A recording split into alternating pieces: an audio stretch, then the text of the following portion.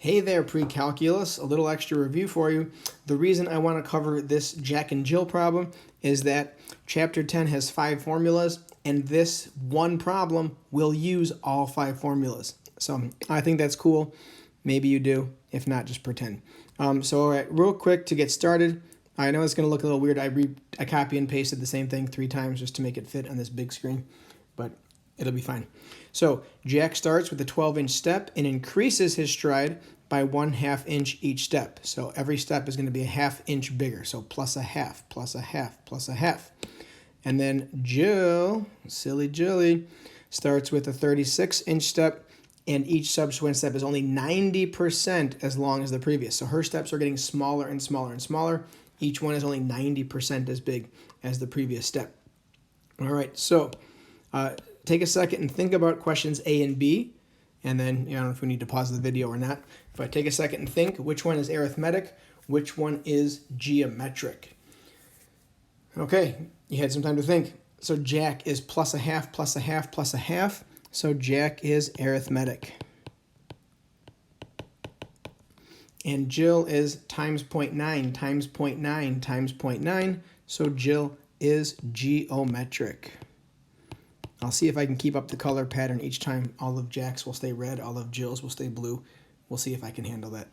All right, so now we know that. So that's going to lead us to certain formulas. So let's see what's next. So again, this thing is the same every time. I just copy and pasted it. All right, so how long is Jack's last step?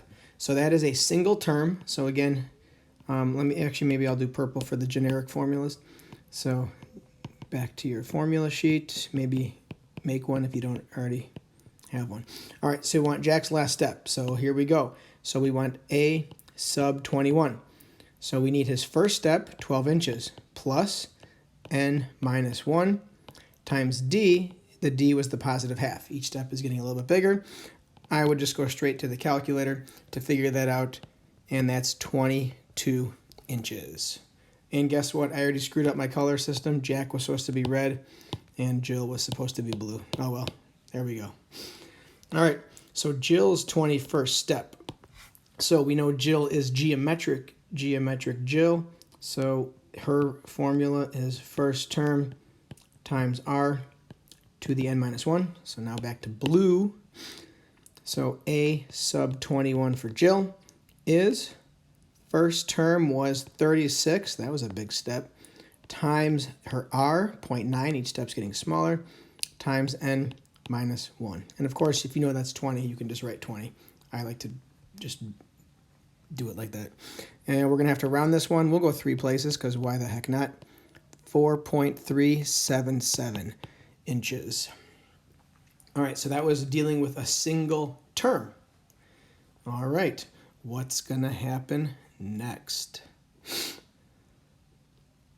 Now, after each has taken 21 steps, who is ahead? So now we're going to add up all of their 21 steps together. So we're going to use our sum formulas. So let's see if I can do this right. All right, so Jack is red, and we're finding a sum, and I think I did purple. I don't remember. Yep, purple. All right, so we know Jack is arithmetic, and so we want to find the sum.